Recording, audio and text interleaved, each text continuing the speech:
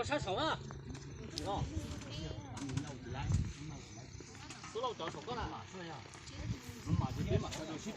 Lấy đây là ít này ở đây chứ lấy. Ô, ta mình cũng xuyên nịp rồi. Nịp rồi. Đi chỗ trẻ tôi luôn cho cha nó hả? đậu nè cho cái tiền này nè Thao còn nó phải nó còn sống á. đậu nè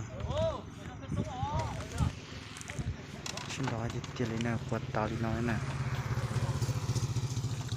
tập kết nè cho hắn đâu tàu đi nào chừng cái xe thế nàyนี่ใช้ด้านจงเต่าหูเรียนอนเจ็บปวดตาที่นอนเจ็บจนนอนสิจงเต่าหูน่าเสียรอมูนิจัดเลยนะชิมเชี่ยจ้ะอย่าเราจะเช่าตัวน้อยที่จงไอ้รู้หมอหลอดตัวร้อยอ่ะ Để xí cha là một con nữa đâu. Cha cha tập tấn rồi. trên để lỗ lan thôi bây giờ ấy anh lúc mỏ nó mỏ từ lỗ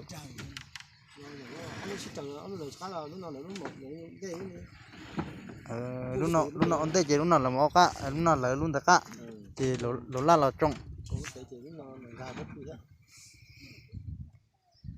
trong cái thì tiêu liệu bắt đầu na đó là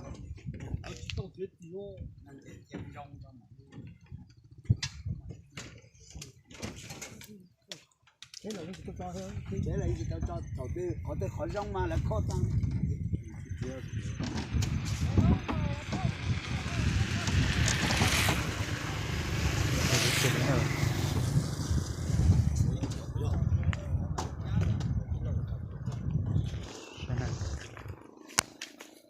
bây giờ xa cho trâu ý nè bay nè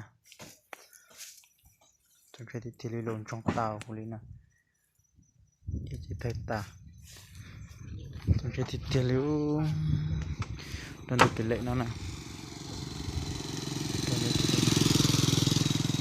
đầu là lò trông nó nè o luôn nó lò kệ thì luôn là lò phồng nó nè chẳng cần thọ luôn nó nè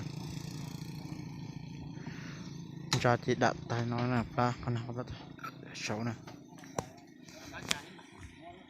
Cho nó ha.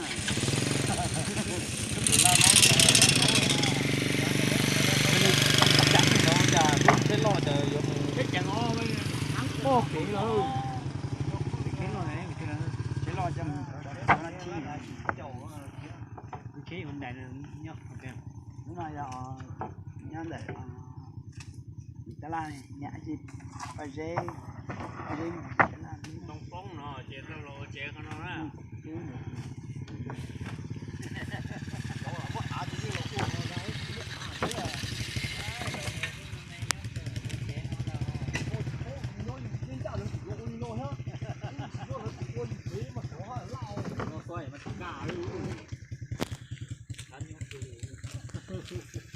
đó các bạn cho bữa nay giá mình ăn lại